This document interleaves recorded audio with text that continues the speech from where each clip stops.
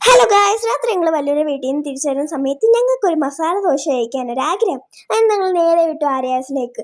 ഇവിടുത്തെ മസാല ദോശ നല്ല ടേസ്റ്റാണ്. മസാല ദോശ എന്നല്ല, ഇവിടുത്തെ വട പോലും ഗൈസ് നല്ല ടേസ്റ്റാണ് ഗൈസ്. അങ്ങനെ ഞങ്ങൾ എപ്പോഴും പാഴ്സലാണ് വാങ്ങുന്നത്. എന്താണെന്ന് വെച്ചാൽ നമുക്ക് അവിടെ ഇരുന്നുകൊണ്ട് നമ്മുടെ രീതിയിൽ കഴിക്കാനൊന്നും പറ്റത്തില്ലല്ലോ ഗൈസ്. അതുകൊണ്ട് ഞങ്ങൾ പാഴ്സൽ വാങ്ങി.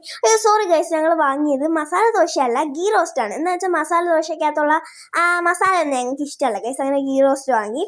പിന്നെ അതിൻ്റെ കൂടെ കുറേ ചട്നിയൊക്കെ ഉണ്ടായിരുന്നു. അബുക്കുട്ടനും എനിക്കും നല്ലപോലെ ഇഷ്ടപ്പെട്ടത് ഈ സാമ്പാർ നല്ല ടേസ്റ്റാണ് ഗൈസ്. അങ്ങനെ സാമ്പാർ ഉണ്ടായിരുന്നു.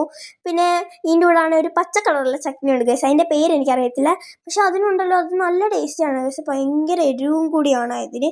ഇതാണ് ഞാൻ പറഞ്ഞ ചട്നി ഗൈസ്. കണ്ടോ, നല്ല രസമില്ലേ കാണാൻ. പിന്നെ നമ്മുടെ വെള്ളച്ചമ്മന്തി ഉണ്ടായിരുന്നു. ഇതേ വെള്ളച്ചമ്മന്തി എല്ലാം ഉമ്മി പൊട്ടിച്ചിടുന്നുണ്ട്.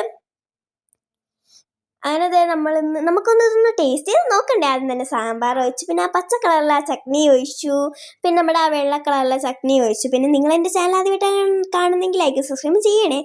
നല്ല കിടുക്കാച്ച ടേസ്റ്റ്. അബുക്കുട്ടനും ഇഷ്ടപ്പെട്ടു ഗൈസ്.